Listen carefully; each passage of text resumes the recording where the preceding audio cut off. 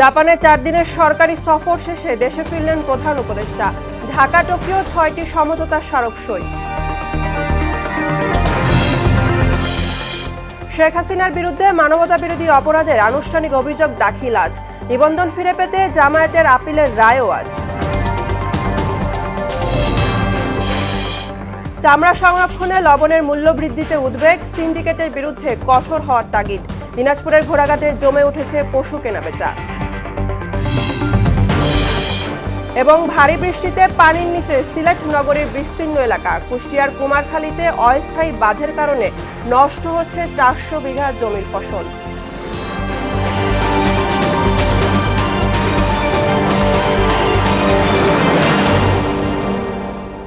আসসালামু আলাইকুম, সবাইকে মোহনা সংবাদে স্বাগত। শুনছিলেন শিরোনাম, সঙ্গে আছি আমি বুশরাত জাহানিমা। এবার বিস্তারিত। 4 দিনের সরকারি সফর শেষে দেশে ফিরছেন প্রধান উপদেষ্টা প্রফেসর মোহাম্মদ ইউনূস। প্রধান উপদেষ্টাকে বহনকারী সিঙ্গাপুর এয়ারলাইন্সের ফ্লাইটটি শনিবার রাত 12:15টায় হজরত শাহজালাল আন্তর্জাতিক বিমানবন্দরে অবতরণ করে। এর আগে বিমানটি স্থানীয় সময় সকাল 11:15টার দিকে নারিতা আন্তর্জাতিক বিমানবন্দর ছেড়ে আসে। সফরে শুক্রবার জাপানের প্রধানমন্ত্রী শিগেরু ইশিবার সঙ্গে প্রধান উপদেষ্টা ডক্টর মোহাম্মদ ইউনূসের দ্বিপক্ষীয় বৈঠক হয়। পরে যৌথ বিবৃতিতে জানানো হয়েছে, বৈঠকে 6টি সমঝোতা স্মারক সই হয়েছে, যেখানে বাজেট সহায়তা, রেলপথ উন্নয়ন ও অনুদান হিসাবে বাংলাদেশকে $1.063 বিলিয়ন দেবে জাপান। জুলাই আগস্ট গণহত্যার দায়ে মানবতাবিরোধী অপরাধ মামলায় শেখ হাসিনা সহ 3 জনের বিরুদ্ধে আজ আনুষ্ঠানিকভাবে অভিযোগ দাখিল করা হবে। শনিবার আন্তর্জাতিক গুম সপ্তাহ উপলক্ষে জাতীয় প্রেস ক্লাবের এক সেমিনারে এই কথা জানিয়েছেন চিফ প্রসিকিউটর তাজুল ইসলাম। একটু সময় লাগলেও বিচার কাজে নিরপেক্ষতা বজায় রাখা হচ্ছে বলেও জানান তিনি। কাজী পাপ্পুর প্রতিবেদন। বৈষম্য বিরোধী ছাত্র আন্দোলনে নিরস্ত্র ছাত্র জনতাকে গুলি করে হত্যার নির্দেশদাতা ও পরিকল্পনাকারী হিসেবে সাবেক প্রধানমন্ত্রী শেখ হাসিনা সহ অভিযুক্তদের বিরুদ্ধে আন্তর্জাতিক অপরাধ ট্রাইব্যুনালে বিচার চলছে। আন্দোলন দমাতে সরকারি দলের নেতাকর্মী ও আইন শৃঙ্খলা বাহিনীর নির্বিচার গুলিতে প্রায় 1,500 মানুষ প্রাণ হারায়। আন্তর্জাতিক গুম সপ্তাহ উপলক্ষে জাতীয় প্রেস ক্লাবে সেমিনার আয়োজন করে মানবাধিকার সংগঠন অধিকার। এতে চিফ প্রসিকিউটর তাজুল ইসলাম জানান, গণহত্যার ঘটনায় মানবতা বিরোধী অপরাধ মামলায় শেখ হাসিনা, আসাদুজ্জামান খান কামাল ও চৌধুরী আব্দুল্লাহ আল মামুনের বিরুদ্ধে আনুষ্ঠানিকভাবে অভিযোগ দাখিলের কথা। অপরাধের যিনি নিউক্লিয়াস, তার বিরুদ্ধে আনুষ্ঠানিক অভিযোগ ইনশাআল্লাহ আগামীকালকে আমরা দাখিল করতে যাচ্ছি।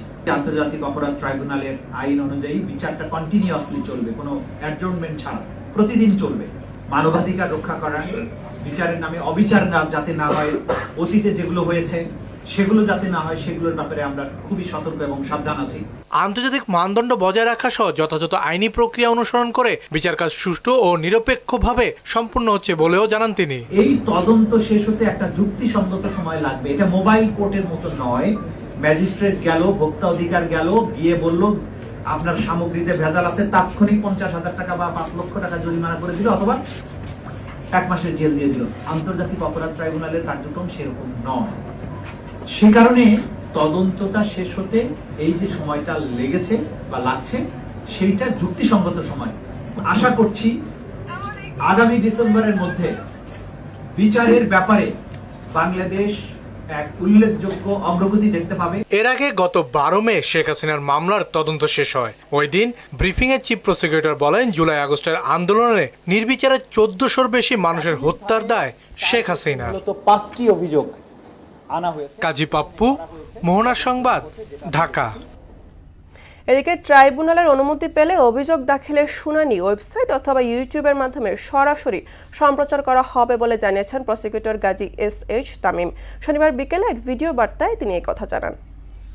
বিজ্ঞ চিফ প্রসিকিউটরের পক্ষ থেকে ফরমাল চার্জ দাখিলের সাথে সাথে আমরা ট্রাইব্যুনালে উক্ত ফরমাল চার্জের উপরে শুনানির বিষয়টি সরাসরি সম্প্রচার করার জন্য ট্রাইব্যুনালের বরাবর আবেদন করব।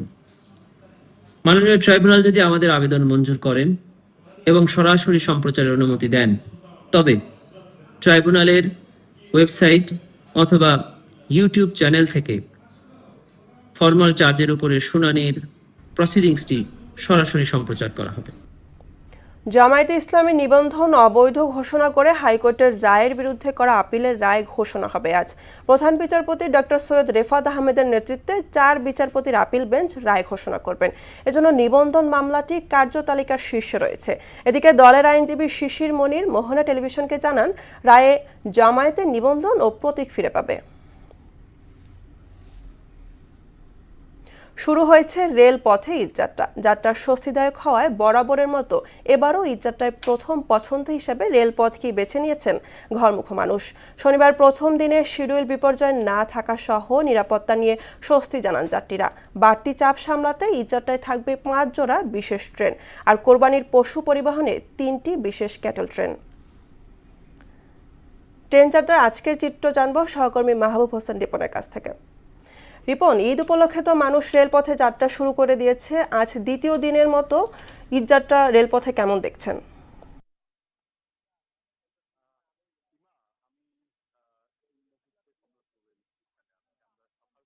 আমি এই মুহূর্তে কমলাপুর রেল স্টেশনে আছি। আমরা সকাল থেকেই কমলাপুর রেল স্টেশনে অবস্থান করছিলাম এবং আমরা দেখেছি যে মোহনগঞ্জ এক্সপ্রেস, যেটি 8টা 15 মিনিটে ছেড়ে যাওয়ার কথা ছিল, আমরা দেখেছি যে সেটি সময় মতো ছেড়ে গেছে। এরপর 8টা 30 মিনিটে ছেড়ে যাওয়ার কথা ছিল হচ্ছে বুড়িমারি এক্সপ্রেস, যেটি লালমনিরহাটের উদ্দেশ্যে ছেড়ে যাওয়ার কথা ছিল, সেটিও কিন্তু 8টা 30 মিনিটে ছেড়ে গেছে। এরপর যদি আমরা বলি, তারপরে কর্ণফুলী কমিউটার ছিল, যেটি 8টা 45 মিনিটে ছেড়ে যাওয়ার কথা ছিল, সেটি 3 থেকে 4 মিনিট বিলম্ব পরে 8টা 48 মিনিটে কিন্তু সেটি ছেড়ে গেছে। অর্থাৎ এখন পর্যন্ত ঈদ যাত্রার দ্বিতীয় দিনে যতগুলো ট্রেন আসলে আমরা দেখেছি, যেগুলো সময় মতো ছেড়ে যাওয়ার কথা ছিল, আমরা দেখেছি সেগুলো সময় মতো ছেড়ে যেতে। অর্থাৎ এই যে শিডিউল বিপর্যয়, আমরা প্রত্যেকটা ঈদের ক্ষেত্রে যে শিডিউল বিপর্যয়টা দেখি, সেটা কিন্তু এবারে হয়নি। 9টা 10 মিনিটে রংপুর এক্সপ্রেস সেটি ছেড়ে যাবে রংপুরের উদ্দেশ্যে। এরপর তিতাস কমিউটার ব্রাহ্মণবাড়িয়ার উদ্দেশ্যে ছেড়ে যাবে 9টা 30 মিনিটে এবং একতা এক্সপ্রেস, যেটি পঞ্চগড়ের উদ্দেশ্যে ছেড়ে যাওয়ার কথা রয়েছে 10টা 15 মিনিটে। আমরা প্রত্যাশা করছি যে এই ট্রেনগুলোও তার সময় মতোই ছেড়ে যাবে এবং আমরা এখানে যে সকল যাত্রী সাধারণ রয়েছিল তাদের সাথে আমরা কথা বলেছি। তারা বলছেন যে ঈদে স্বাচ্ছন্দ্যভাবে যাত্রা করতে পারায় তারা কিন্তু সন্তুষ্ট প্রকাশ করেছেন এবং তারা ম্যানেজমেন্ট যে সকল ব্যবস্থা নিয়েছেন, তারা সেই ব্যবস্থাতেও কিন্তু তারা আসলে সন্তুষ্ট প্রকাশ করেছেন। অর্থাৎ সব কিছু মিলে যেটি আসলে মনে হচ্ছে সেটি হচ্ছে যে ঈদের দ্বিতীয় দিন যেহেতু এখন পর্যন্ত ছুটি শুরু হয়, যেহেতু চাপ অনেক কম, এই চাপ কম থাকার কারণে যাত্রীরা যেইভাবে আসলে যাত্রা করতে পারছেন সেটি কিন্তু একটা অসাধারণ ব্যাপার। এবং সেই ক্ষেত্রে আমরা দেখেছি যে তাদের পরিবার, যারা ঢাকা শহরে কাজ করছেন, জব করছেন, তারা তাদের পরিবারকে পাঠিয়ে দিচ্ছেন। তারা হয়তো বা 5-6 তারিখের দিকে কিন্তু বাড়িতে যাবেন, এইরকমও আমরা আসলে দেখেছি। তো সব কিছু মিলে ঈদের দ্বিতীয় দিনে যাত্রীরা সন্তুষ্ট, তাদের যে ঈদযাত্রা সেটি নিয়ে খুব সন্তুষ্ট প্রকাশ করেছেন, স্বাচ্ছন্দ্য বোধ করছেন এবং এই ধারাবাহিকতা বজায় থাকবে বলেও তাদের প্রত্যাশা। তো এই ছিল আমার কাছে সর্বশেষ। ইমা, রিপোর্ট আপনাকে ধন্যবাদ। চামড়া সংরক্ষণের প্রধান উপাদান লবণের মূল্য বৃদ্ধিতে উদ্বেগ জানিয়েছেন খাত সংশ্লিষ্টরা। বাজারে অস্থিরতার জন্য সিন্ডিকেটকে দায়ী করে তারা বলছেন, বৃষ্টিতে উৎপাদন ব্যাহত হলেও বস্তা প্রতি দাম 200 টাকা বাড়ার কোনো কারণ নেই। এই শিল্প রক্ষায় লবণ সিন্ডিকেটের বিরুদ্ধে কঠোর অবস্থানের তাগিদ দিয়েছেন ব্যবসায়ীরা। চামড়া খাত নিয়ে রেজা খানের 3 পর্ব ধারাবাহিক প্রতিবেদনের আছে দ্বিতীয় কিস্তি। চামড়া সংরক্ষণে অন্যতম উপাদান লবণ উৎপাদনে এবার লক্ষ্যমাত্রা ছিল 26,10,000 টন। বৃষ্টির কারণে উৎপাদন হয়েছে 22,51,000 মেট্রিক টন, অর্থাৎ ঘাটতির পরিমাণ 3,58,000 টন। যদিও সম্প্রতি এক অনুষ্ঠানে বাণিজ্য উপদেষ্টা ঘোষণা দিয়েছেন, ঘাটতি সত্ত্বেও চামড়া সংরক্ষণে কোনো সমস্যা হবে না। মাদ্রাসা ও এতিমখানায় বিনামূল্যে 30,000 টন লবণ সরবরাহ করবে সরকার। 30,000 টন লবণ আমরা সারা দেশে বিনামূল্যে মাদ্রাসা এবং এতিমখানাতে সরবরাহ করার সিদ্ধান্ত নিয়েছে সরকার। উৎপাদন ঘাটতির খবরে বাজারে ইতোমধ্যেই বেড়েছে লবণের দাম। 74 কেজি ওজনের প্রতি বস্তার দাম 7 থেকে বেড়ে 1000 টাকা ছাড়িয়েছে। লবণ ছিল 1 মাস আগে কত জানেন? 700 টাকা বস্তা ভাই, 1000 টাকা হয়ে গেছে। এক সপ্তাহ ধরে 1000 থেকে 1050 টাকা আমরা কিনতেছি। আরো বাড়তে পারে, এই যে বাড়াটা যেমন না বাড়ে সরকারকে অনুরোধ। উৎসব বা কোনো মৌসুম ঘিরে বাংলাদেশে আবার সক্রিয় হয়ে ওঠে লোভী চক্র। চাহিদার সুযোগে সিন্ডিকেট করে রাতারাতি বাড়িয়ে দেয় সংশ্লিষ্ট পণ্যের দাম। কোরবানির পশুর চামড়া ঘিরে এবারও লবণের বাজারে সেটি হয়েছে। এটা বাংলাদেশের নিয়ম। এটা এখন আপনি কি বলবেন, যে কোনো জিনিস সিজনেবল দাম বেড়ে যায়। এ দেশের রক্তের সিন্ডিকেট জড়িত, যে আসবে তারাই সিন্ডিকেটে জড়িত থাকবে, বা সিন্ডিকেট বন্ধ হবে না এই দেশে। সরকার যতই উদ্যোগ নিক, এ দেশে ফেরেস্তা আসলে এ দেশ মনে করেন দুর্নীতিও দূর হবে না, সিন্ডিকেটও দূর হবে না। এবার বৃষ্টির কারণে লবণ উৎপাদনের লক্ষ্যমাত্রা পূরণ হয়নি। এ সুযোগে চাষিদের বলির পাঠা বানিয়ে মুনাফা লুটে নিচ্ছে অসাধু চক্র। লবণ চাষ করে যারা, ওরা এবং মিল মালিকরা, কিন্তু অ্যাকচুয়ালি লবণ চাষ যারা করে এরা বেনিফিটেড না, এরা লসই করতেছে, তাদের বক্তব্যতে বোঝা গেছে। আর মিল মালিক এবং যারা লবণ চাষ করে মধ্যখানে কিছু সুবিধাবাদী লোক আছে, সমস্যাটা তারা করে। ঈদুল আজহায় লবণের সরবরাহ স্বাভাবিক রাখতে সরকারকে সতর্ক দৃষ্টি রাখার পরামর্শ দিয়েছেন সংশ্লিষ্টরা। বৃষ্টির কারণে আবার ইদানিং বেড়ে গেছে, বৃষ্টি হলে লবণের দাম বাড়ে।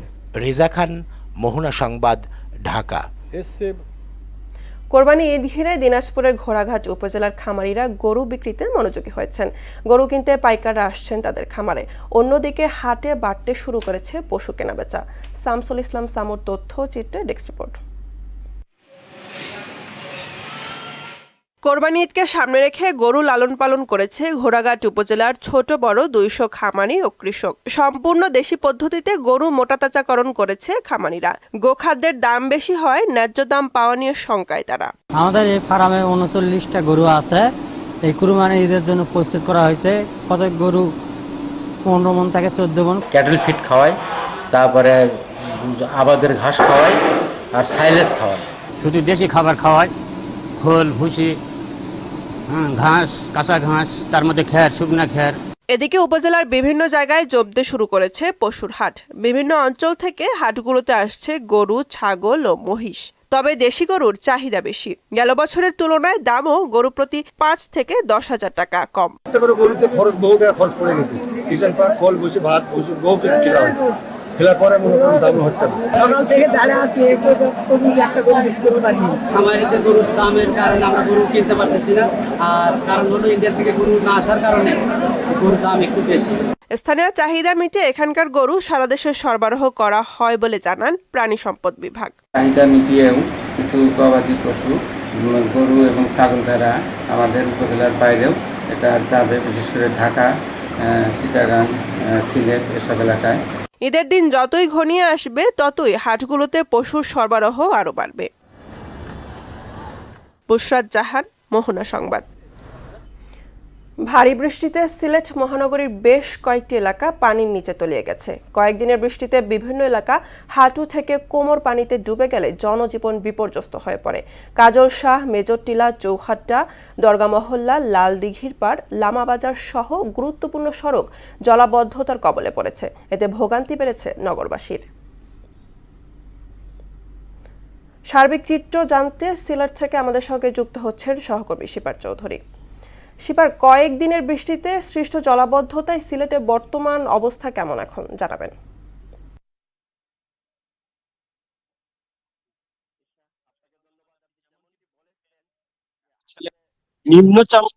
নিম্নচাপের প্রভাব এবং পাহাড়ি ঢল ও অতিমাত্রায় টানা বৃষ্টির কারণে সিলেট মহানগরী এবং সিলেটের সীমান্তবর্তী উপজেলাগুলিতে কিন্তু জলাবদ্ধতা সৃষ্টি হচ্ছে।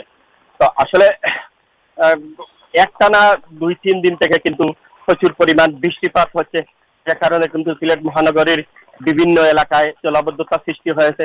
যেমন আমি এই মুহূর্তে রয়েছি 15 নম্বর ওয়ার্ডের পাশাপাশি 15 নম্বর ওয়ার্ডে সহ বিভিন্ন এলাকায়, যেমন আখালী, বাগবাড়ি, বালুচর, উপশহর সহ প্রায় অধিকাংশ এলাকায় কিন্তু জলাবদ্ধতা সৃষ্টি হয়েছে।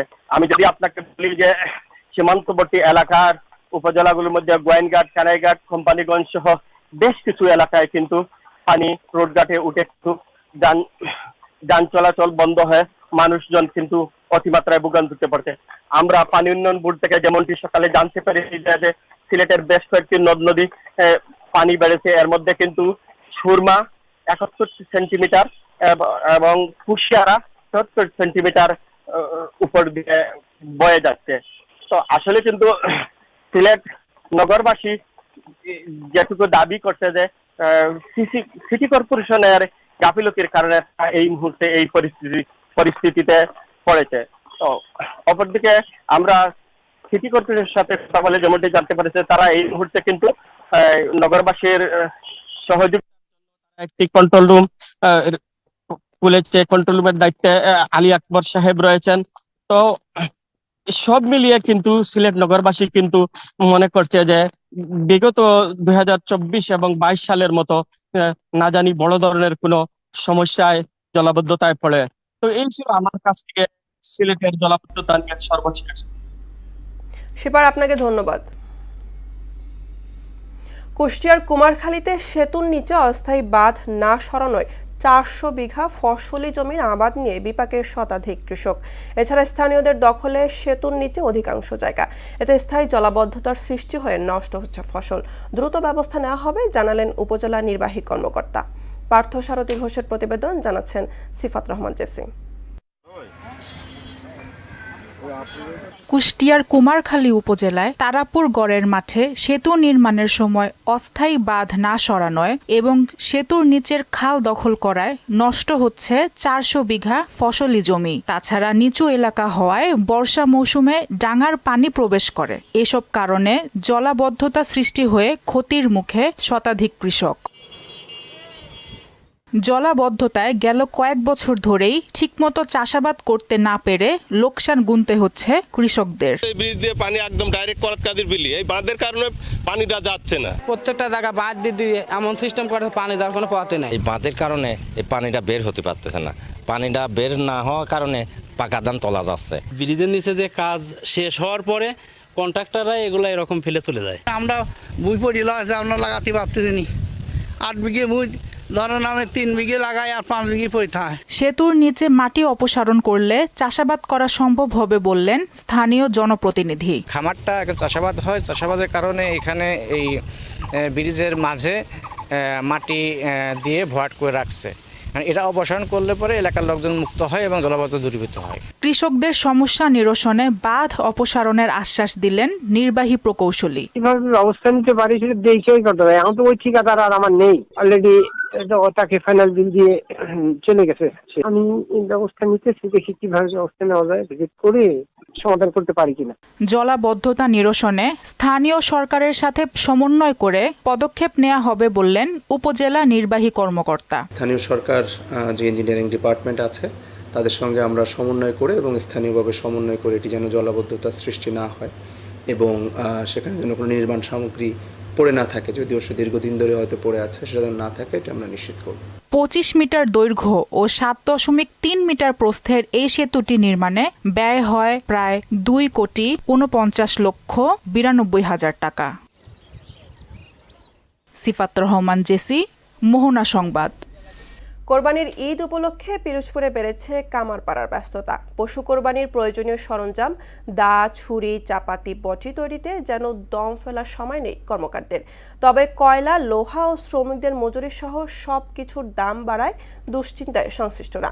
নুরুদ্দিনের প্রতিবেদন, জানাচ্ছেন তাহসিন তারিন। কোরবানির ঈদ সামনে রেখে লোহার টুংটাং শব্দে মুখর পিরোজপুরের বিভিন্ন কামারপাড়া। বছরের অন্য সময়ের তুলনায় কোরবানির ঈদ ঘিরে কাজের চাপ বেড়ে যায় কয়েক গুণ।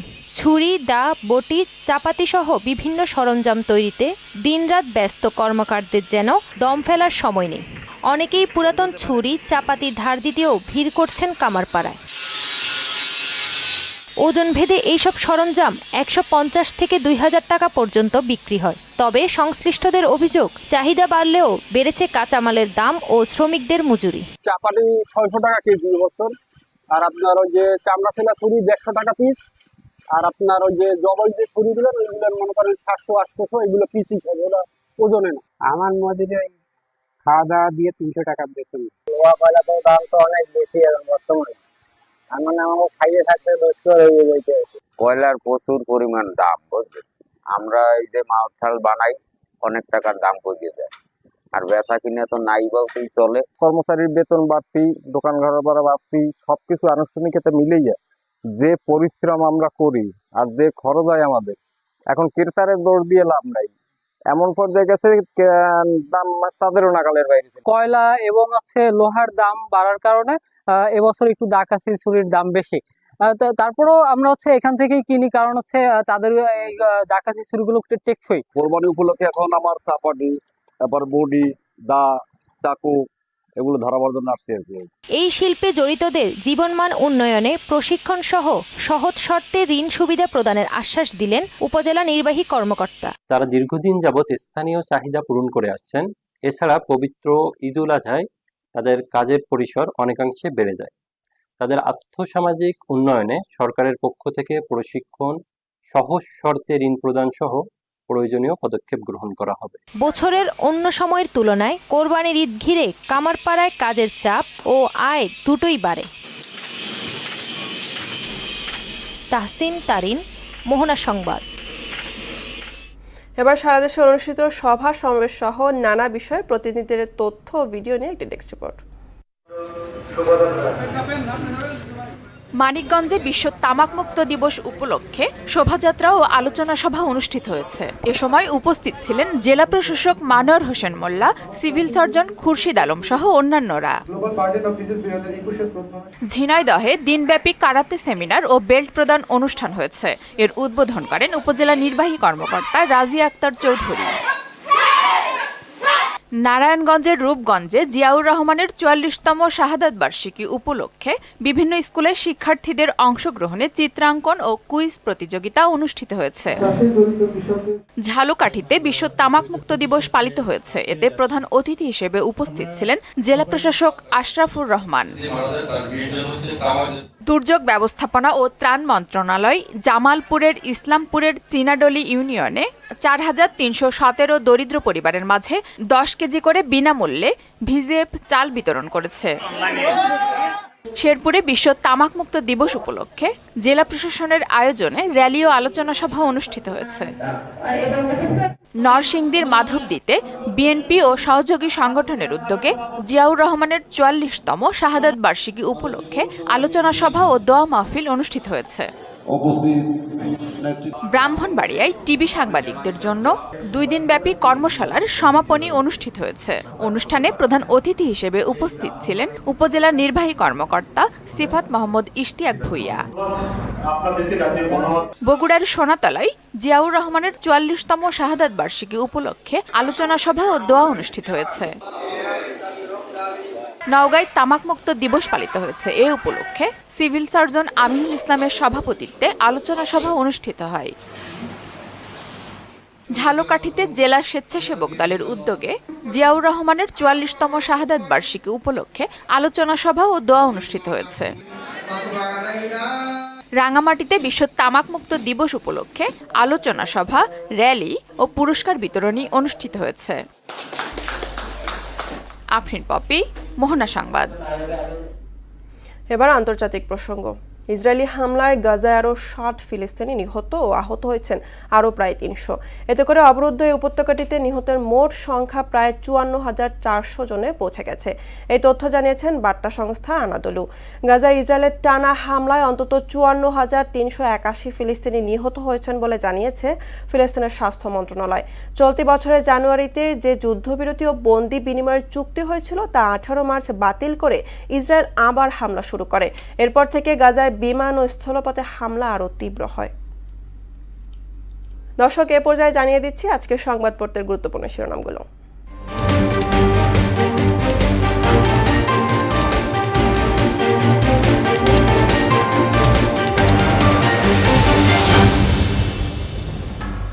প্রথম আলো শিরোনাম করেছে, করমুক্ত আয়সীমায় ছাড় নেই, কর্পোরেট কর বাড়বে, আসছে বাজেট ২০২৫-২৬।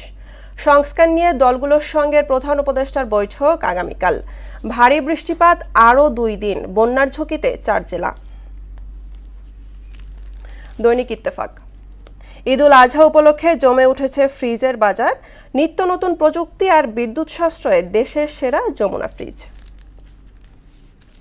সমকাল 3,59,000 গ্রেফতার, সারা দেশে 10 মাসে গ্রেফতারের চিত্র।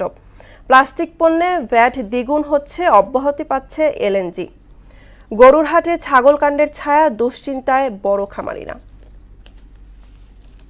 বাংলাদেশ প্রতিদিন, ভালো নেই দেশের মানুষ।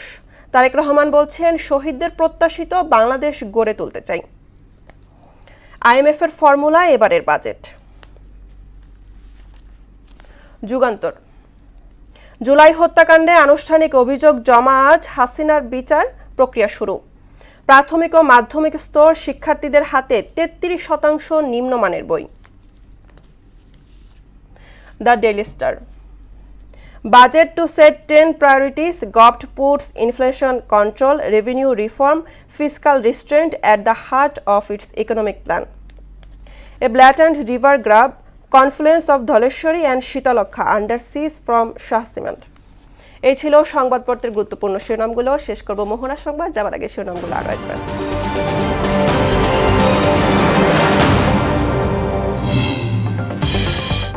জাপানে 4 দিনের সরকারি সফর শেষে দেশে ফিরলেন প্রধান উপদেষ্টা। ঢাকা টোকিও 6টি সমঝোতা স্মারক সই।